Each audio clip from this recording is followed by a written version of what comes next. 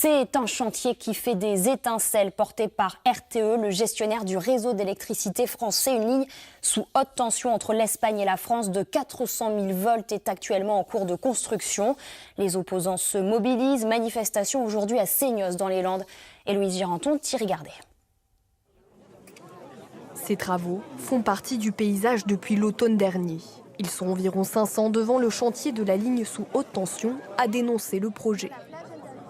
C'est la colère des habitants surtout, parce que la ligne 400 000 volts, c'est quand même juste énorme. C'est pas anodin pour la santé publique au niveau sanitaire.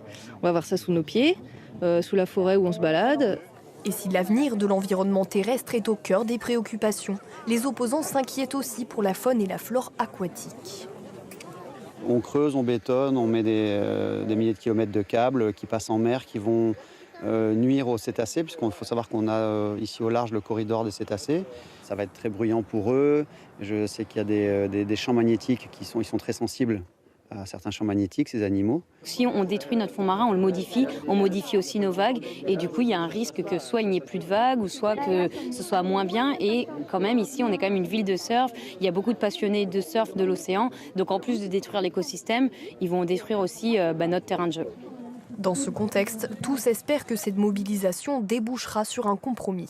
Nous avons ensuite la moindre des choses de donner aux citoyens et des dates d'audience et des résultats, qu'ils soient positifs ou négatifs.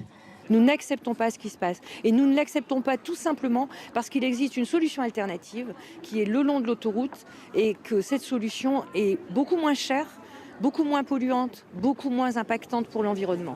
Pour rappel, 5 communes landaises sont concernées par le projet, à savoir Seignos, Hossegor, Angrès, Bénès-Marem et Cap-Breton.